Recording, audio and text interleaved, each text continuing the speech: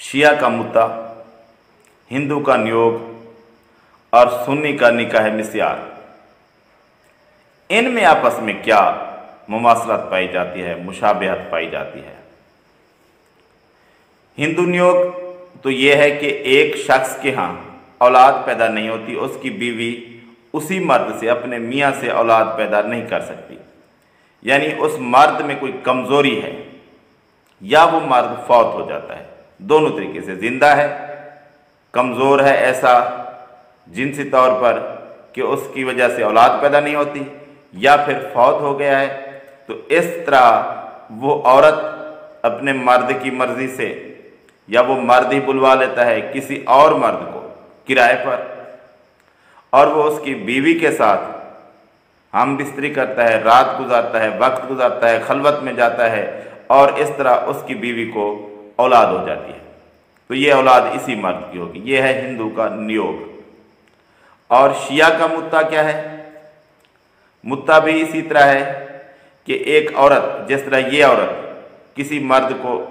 بلا لیتی ہے اور اس کے ساتھ تعلق قائم کرتی ہے، اس میں بھی یہی ہے کہ ایک عورت کسی مرد کے ساتھ تعلق قائم کرتی ہے، اور اس کے ساتھ نکاح جو اسلامی شریعت میں ہے وہ اس طرح نہیں ہوتا، بلکہ اس کے ساتھ مقررہ وقت کا نکاح ہوتا ہے، کہ اتنے متع یہ ہوتا ہے کہ ایک شخص کسی عورت سے کہتا ہے کہ ہم کچھ وقت کے لیے، مقررہ وقت کے لیے، 3 دن کے لیے، 1 دن کے لیے، 1 ماہ کے لیے، 1 سال کے لیے، یعنی ایگریمنٹ ہوتا ہے نکاح کا، اتنے دنوں کا، اتنے وقت کا، اور وہ اپنے ایگریمنٹ کے مطابق نکاح کرتے ہیں۔ اس کے والدین بھی آ جاتے ہیں لڑکی کے، جیسے وہ شیعہ کہتے ہیں کہ ہونا چاہیے، اور ان کے ساتھ نکاح ہوتا ہے کچھ وقت کے لیے، اور اس وقت کے بعد آٹومیٹک طلاق ہو جاتی ہے،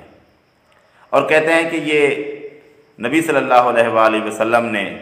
اسے رکھا تھا جائز، اور یہ ثابت ہے اور ابھی تک جائز ہے۔ یہ بات ٹھیک ہے کہ نبی صلی اللہ علیہ وآلہ وسلم نے اس کی اجازت دی تھی۔ کیوں دی تھی؟ آپ دیکھ لیں حدیث کی کتابوں میں، یہی ہے کہ اس کی اجازت دی ہمیں نبی صلی اللہ علیہ وسلم نے، یہ نہیں کہ یہ چلتا رہا ہے ہمیشہ، بلکہ اس کی ضرورت کے تحت اجازت دی۔ اور کس طرح دی؟ جس طرح باقی معاملات میں شراب مسلمان پیتے تھے، مکمل حکم جب تک نہیں آیا شراب کا، شراب پیتے رہے،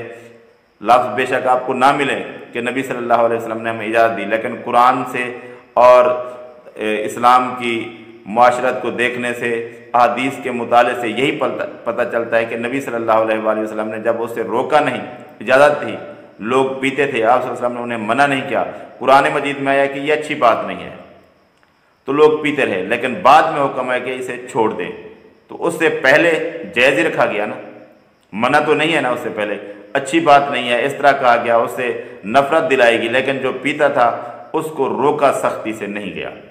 اسی طرح سود کا حکم بہت دیر بعد آیا، پہلے لوگ کاروبار کرتے تھے، پسندیدہ بے شک نبی صلی اللہ علیہ وآلہ وسلم کی نظر میں نہیں تھا، لیکن چلتا رہا کاروبار۔ اسی طرح اور بھی جو کاروبار تھے یا غلط معاملات تھے جو نبی صلی اللہ علیہ وآلہ وسلم نے شروع میں منع نہیں کیے، تو وہ شروع میں تو جائز ہی رہے، بعد میں منع ہوئے۔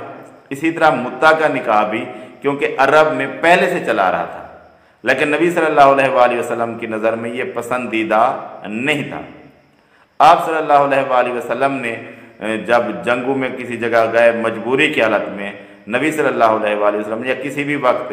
نبی صلی اللہ علیہ وآلہ وسلم نے اسے جائز رکھا، اس سے منع نہیں کیا۔ لیکن بعد میں آپ صلی اللہ علیہ وآلہ وسلم نے آخری دفعہ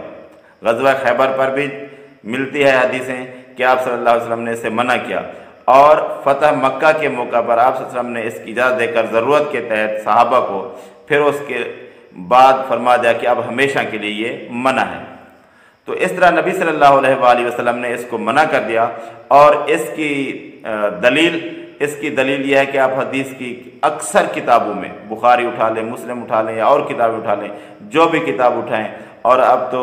نیٹ کا دور ہے، اس کی ایک دلیل کیا، کافی دلیلیں آپ سرچ کریں تو کافی ساری حدیثیں آ جاتی ہیں، اور اس کو جو لوگ اعتراض کرتے ہیں، سوالات اٹھاتے رہتے ہیں، ان کو پتہ ہے ان دلیلوں کا۔ تو یہ تو نبی صلی اللہ علیہ وآلہ وسلم نے منع کر دیا۔ ہاں، کچھ صحابہ بعد میں کہتے رہے، تابعین कि ये नबी सल्लल्लाहु अलैहि वसल्लम के दौर में था, बाद में था, लेकिन जब हमारे पास नबी सल्लल्लाहु अलैहि वसल्लम से अथेंटिक अहादीस आ जाएं, तो जैसे बाकी और काफ़ी सारे मामलात में किसी सहाबी के पास कोई हदीस नहीं पहुंची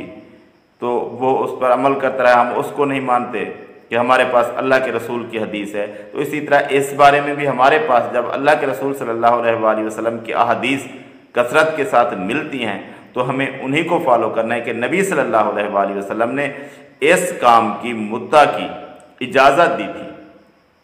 मुसलमानों के लिए ये आम दस्तूर नहीं रखा था, इसकी ज़रूरत के तहत इजाज़त दी थी। फिर आप सल्लल्लाहु अलैहि वसल्लम ने मना कर दिया। जिस तरह आप सल्लल्लाहु अलैहि वसल्लम ने पहले चलता था, ग़ज़वा खैबर के मौका पर फरमा दिया कि घरेलू गधा हराम है, तो हराम है। जिस काम से नबी सल्लल्लाहु अलैहि वसल्लम ने रोक दिया मुसलमान को उसे रोक देना चाहिए, वो मुसलमानों के लिए हराम है, इसलिए मुद्दा अब हराम है। और एक आया है निकाह मिस्यार के नाम पर, अरब ममालिक में ख़ास तौर इसका रिवाज आया है, सुन्नियों में, तो इसको भी लोग कहते हैं कि निकाह मुत्ता के साथ मुशाबहत है। एक बात तो है, इसकी जो रिज़ल्ट निकल रहे हैं कुछ वो उससे मिलते जुलते आ जाते हैं, लेकिन जो मुआहदा होता है, जो बात है, वो उस तरह नहीं है। कुछ उलमा ने कुछ रिज़ल्ट जो इसके ख़राब हैं उस वजह से इसे नाजायज़ कहा है, जैसे अल्लामा अलबानी रहमतुल्लाह अलैह और कुछ बाकियों ने भी। लेकिन जो OIC की फ़िक़्ह इस्लामी अकेडमी है और बाकी काफ़ी सारे उलमा ने, शेख इब्न बाज़ रहमतुल्लाह अलैह या OIC के आखिरी, क्योंकि ये पूरी दुनिया के मुसलमान ममालिक के उलमा होते हैं इसमें फ़िक़्ह इस्लामी अकेडमी में, उन्होंने इसे चंद शरैत के साथ जायज़ रखा है, यानी जो इस पर एतराज़ात जिसकी वजह से उठते हैं उन पर पाबंदी लगाई है। लेकिन क्योंकि ये जब मुआहदा होता है उसमें यही बात होती है कि ये निकाह है, जिस तरह दूसरा निकाह होता है उसी तरह गवाह, उसी तरह सारी शरैत, लेकिन इसमें सिर्फ एक कुछ होता है कि औरत अपने कुछ हकूक़ छोड़ देती है कि मैं नानो नफ़का नहीं लूँगी, यानी खर्च नहीं लूँगी, और उसके जो दिन हैं उनकी बारी भी नहीं होती। भाई जब मियाँ आएगा उसका शौहर उसके पास, उसके घर वालों के पास, उसके वालिदैन के पास ही औरत रहेगी, उधर ही आ जाया करेगा या अपनी जगह किसी मकान किराए पर लिया उधर बुला लिया करेगा और फिर वो चला जाएगा, तो उस पर वक्त देने की पाबंदी भी नहीं होगी और बाकी सारे मामलात वही होंगे जो आम निकाह में होते हैं। और ये भी नहीं होगा, एक शर्त है कि जो ख़तरा नज़र आ रहा है या होता है कि वो शख्स कुछ साल बाद, कुछ अरसे बाद उस औरत को तलाक देकर चला जाता है, तो उलमा ने यही कहा है अकेडमी ने कि उसकी नीयत भी एक नहीं होनी चाहिए और ये तलाक की बात नहीं होनी चाहिए। वैसे तो जैसे हो जाता है आम मामलात में तलाक हो जाता है, ये अलग बात है, लेकिन इसके लिए स्पेशल ये ना नीयत होनी चाहिए ना ये मुकर्रर होना चाहिए, बस उसके साथ यही कि कुछ औरत अपने हकूक़ छोड़ सकती है। और इसकी दलील सौदा रज़ी अल्लाह ताला अन्हा ने नबी सल्लल्लाहु अलैहि वसल्लम को अपनी बारी छोड़ दी थी और आयशा रज़ी अल्लाह ताला अन्हा को दे दी थी। तो जब एक औरत अपनी बारी के साथ कंप्रोमाइज़ कर ले, किसी और को दे दे, कुछ अपने हकूक़ छोड़ दे, तो ये क्योंकि नबी सल्लल्लाहु अलैहि वसल्लम से साबित है, इसलिए इसमें भी यही बात की जाती है मुआहदा। और जो लोग गलत इस्तेमाल कर रहे हैं वो तो गलत हैं, लेकिन अगर इसको सही तरीके से जिस तरह के बात की जाती है मुआहदे में, सिर्फ कि वो अपने कुछ हकूक़ छोड़ेगी, तो ये क्योंकि नबी सल्लल्लाहु अलैहि वसल्लम की ज़ात से ही साबित है कि सौदा रज़ी अल्लाह ताला अन्हा ने अपने कुछ हकूक़ छोड़ दिए थे। तो ये हकूक़ छोड़ देना इस तरह अगर है निकाह मिस्यार तो जायज़ है। अगर इसमें ये नियत है कि वो शख्स बाद में तलाक दे देगा और औरत भी समझती है कि तलाक दे देगा, तो फिर ये कुछ वक्त का मुआहदा बनता है, तो फिर ये मुत्ता की मुशाबहत बनता है, इस तरह फिर जायज़ नहीं होगा। लेकिन उस तरह